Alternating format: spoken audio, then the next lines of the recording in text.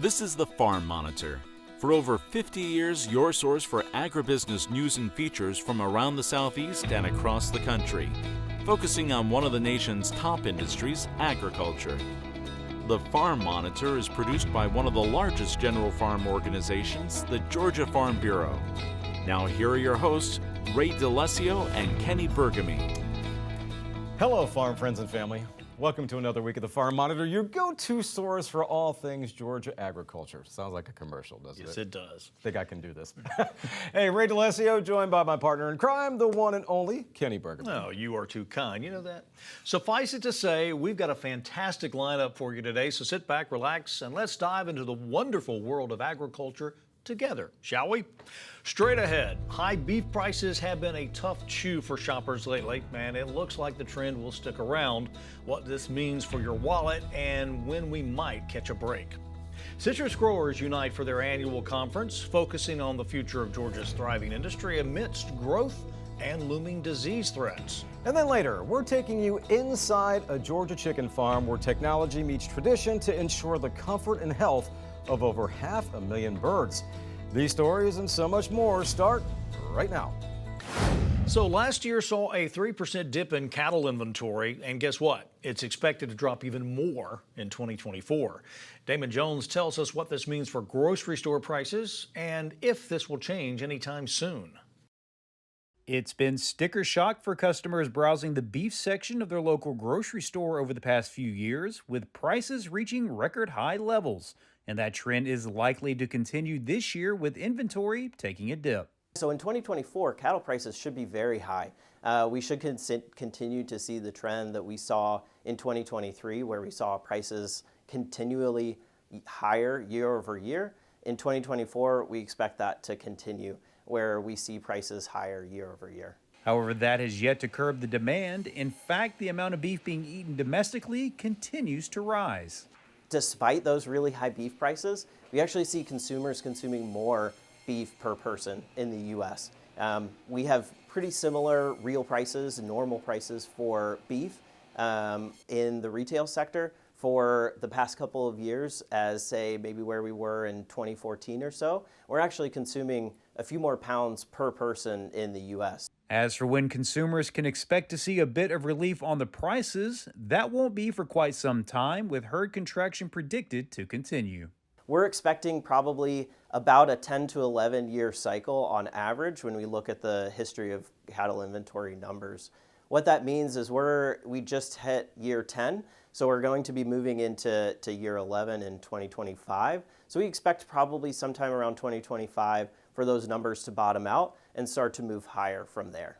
And just how high those prices get might determine the future of the cattle market. Once we start to see beef prices this high, we're really kind of testing the consumer's willingness and ability to pay for beef. The question mark is, especially if we hit any kind of macroeconomic concerns like a recession or higher unemployment, then we might start to see the consumer start to pull back from beef and maybe go to other cheaper protein alternatives such as chicken or pork. With all those economic uncertainties, cattlemen could mitigate some of that risk by taking advantage of the current prices. Cut costs where you can, but don't cut corners. And then also think about, with these high prices, where are opportunities to lock in and protect from any kind of downside price risk. So thinking about all the different price risk management strategies that they can take advantage of, what fits their operation, and how can they use those to manage some of those risks and take advantage of these higher prices. Reporting from Clark County, I'm Damon Jones for the Farm Monitor. All right, Damon, thank you so much. In other ag news, Georgia Ag Commissioner Tyler Harper, alongside other state officials, recently convened to celebrate Georgia's own Skippy, American Farm Bureau's Farm Dog of the Year, and Casper, who clinched AFBF's People's Choice Pup winner. These dedicated canines have worked their tails off supporting farm operations, and it's truly gratifying to witness their well-deserved recognition. Their owners also ecstatic, saying the role these animals play in maintaining a seamless farm operation is priceless. I don't think people really realize what farm dogs do and what a large part they play in a farm operation. They go in the muddy places we don't want to go. They watch the gates for us. They do a lot of other things. And having Skippy has actually helped Donald recover. I think it's really important for farm dogs to get recognized because they're essential to agriculture. The kind of farming we do with sheep, you can't do it without dogs. We can't be there to protect them all night long, but the dogs can. Well, by now, you're all aware that March is National Peanut Month. And here in Georgia, which, by the way, is the nation's leading producer of peanuts, industry leaders convened at the state capitol to commemorate the occasion with their traditional PB&J Day celebration. Attendees not only learned about the numerous health advantages of peanuts, but also savored the experience firsthand. Looks like we got a great attendance here today. Folks are coming by, enjoying these grilled peanut butter and jelly sandwiches. And if you haven't had one, try it yourself. But we try to promote peanuts, and we appreciate the things that the Georgia legislature does to help support agriculture, and particularly the peanut side of agriculture. In the past decade, Georgia's citrus industry has flourished, with over 500,000 trees now thriving. Yeah, the Monitor's John Holcomb reports on the industry's futuristic focus. In Tifton recently, citrus growers gathered for their annual conference, a time of fellowship and education, as growers and experts work to lay the groundwork that will help keep the industry a thriving one in the state for years to come.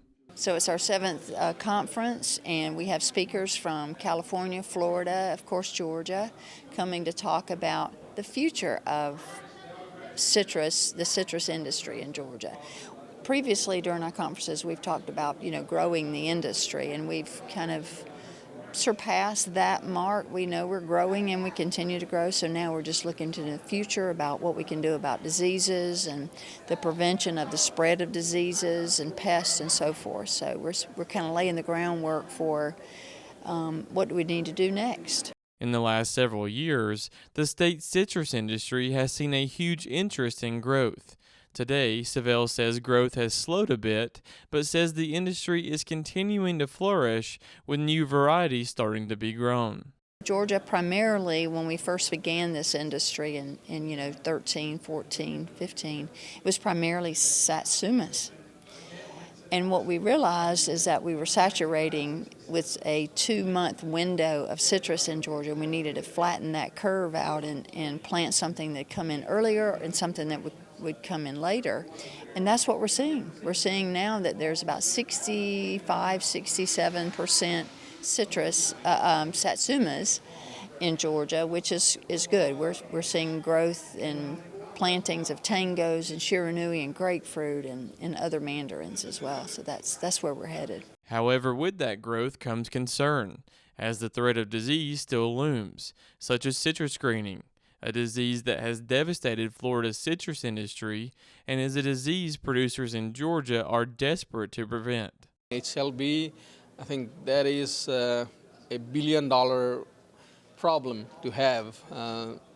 B with billion with a B. So as you see in the Florida citrus industry, their production has gone down almost 80%. So HLB, it takes a couple of years, but it can completely kill the tree. As it is a bacterial disease, it clog up all the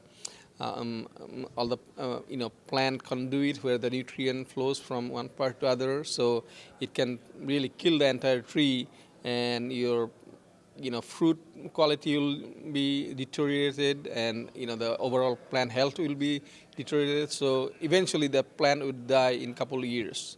So it is really serious, and as I said, it is transmitted by insects. So once you have one plant in the groove, if you do not manage the psyllids and also do not uproot that tree, it can eventually take off the entire groove, whatever many acres you have.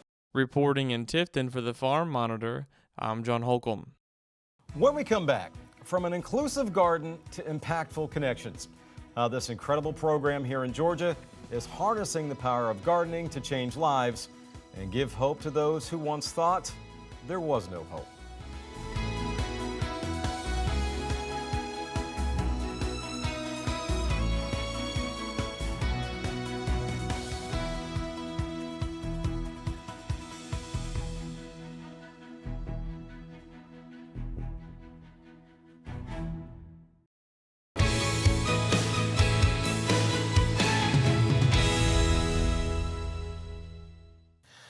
This week, we conclude our series on the mental health crisis in agriculture.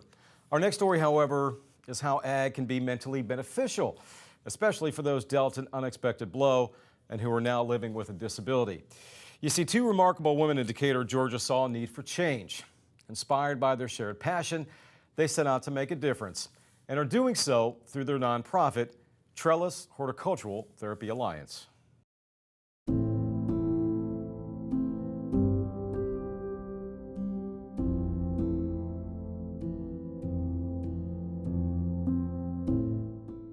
When Rachel Cochran and Wendy Battaglia met at a horticultural therapy training program, little did they know this encounter would ignite a passion within them to make a difference. In 2017, they founded Trellis Horticultural Therapy Alliance. However, the concept for Trellis, that proverbial seed, well, it was planted long before that first encounter. Back when my children were in elementary school, we did school gardens were and still are very popular. And we had just finished building some raised beds at their elementary school, and we had spread all the wood chips around, finishing the garden space. And at the end, a special ed teacher came out and said, "Is there any way for my kids to get involved?" And I literally, my mouth dropped, and I'm thinking, you know, I never once considered a child that couldn't get around this garden space. And from that day forward, I kept that in my mind thinking, you know, gardens should really be accessible to everyone. Together, Rachel and Wendy created a service that supports, educates, and guides organizations and individuals through therapeutic gardening programs in accessible garden spaces. Oh, look at that! On this day, we found Rachel fine-tuning what many are calling a groundbreaking project, the Ability Garden at Collinwold Fine Arts Center, the first wheelchair-accessible garden in Atlanta. Research has shown that gardening is a powerful tool when it comes to combating isolation and building self-confidence. Trellis addresses the physical, mental, and cognitive health of various groups, including those experiencing mental health disorders, or, in the case of Leroy Thompson, living with a long-term disability. I never questioned why me. And I do know a lot of people ask those questions like, why me? I look at it like this. I could be in a lot worse situation. I could not be having this conversation with you today. So whatever reason God spared me, I have to figure out what it is. If it's to motivate others, if it's to be an inspiration for others, I'll do that. So I feel like that's kind of sort of the purpose behind it. I mean, this place is beautiful. You come out here and you just instantly feel peace. And that's before you even connect and start learning the stories of the flowers and the vegetables and then the people behind it. Rachel and Wendy, oh my goodness, they are such a blessing to this profession. I came in this scared to ask questions, and they just opened the door. They took the time to talk to me on the phone, get me in. They invited me out here, and I just saw instantly how warm they were, and their sessions just are proof of the lives they're helping change. They need an outlet. They need support. And so what we do is we provide the support as people, humans that understand what they're going through. And we understand how to support people in a garden setting and to make it fun. And it's not all about gardening, really. You know, what they teach us in our training is it's not about the end product, it's about the process. And our process is getting people excited about being outdoors, getting excited about this new learning potential that can be a recreation for them, and getting people together that have a shared history of injury or trauma and connecting those people so they feel like they are whole again and I'm normal, I'm out in the public, I have people that understand me that I feel comfortable with, and I want them to have a good time.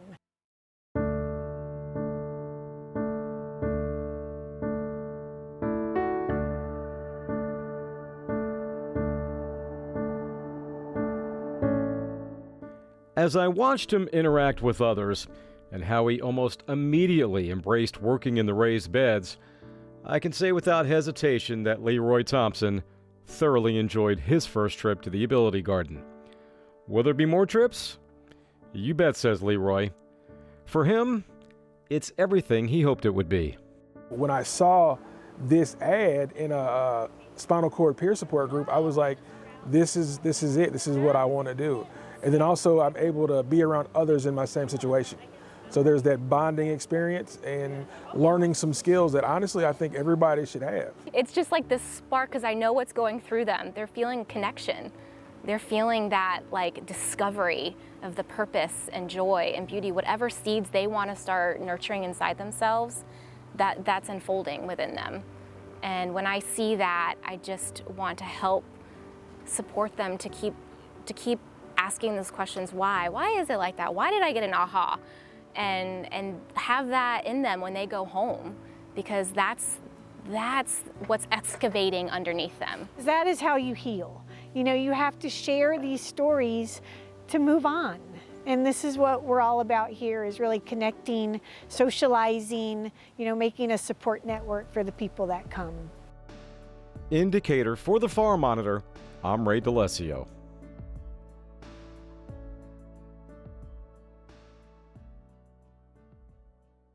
Now, folks, grab a pen and paper, or if you're watching this episode on your phone or tablet, take a screenshot of this. If you or someone dear to you is grappling with mental health challenges or needs help, please know that support is within reach. Simply visit farmstateofmind.org. There you'll find an array of resources, including the Farm Family Wellness Alliance and the 988 Lifeline. Help is more accessible than ever before. Remember, that's farmstateofmind.org. Keep it here, cause you're about to get an insider's look at the bustling world of chicken farming in Georgia. Learn how genetics, great feed, and a carefully monitored environment contribute to the success of this Crawford County poultry farm.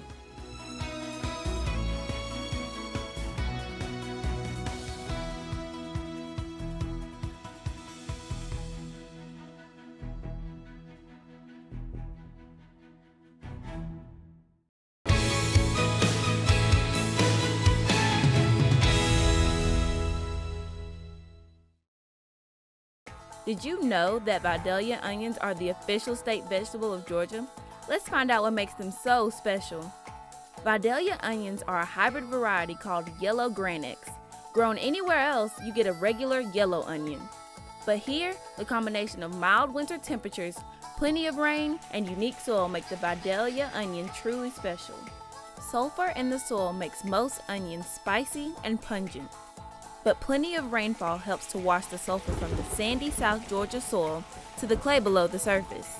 The result is a plump, mild, and sweet onion with high water content, another secret to the Vidalia onion's famous flavor.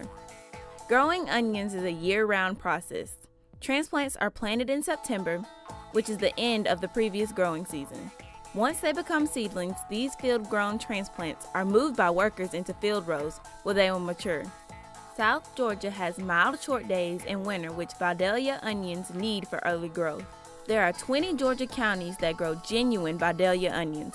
About 80,000 seedlings are planted per acre, and there are 12,000 acres of farmland. It takes a lot of workers to harvest Vidalia onions. They would clip the onions by hand and load them into trailers and transport them to be processed. The onions are sorted by size and weight, inspected for quality, and then they are boxed or bagged before they are sent to stores all over the country. Vidalia onions can be eaten raw or cooked with your favorite dishes. They are fat-free, cholesterol-free, and sodium-free food that provides a good source of vitamin C. Be sure to bring home sweet Vidalia onions the next time you go to the market. Speaking of which, Vidalia onion season almost here. The official pack date set for April 17th.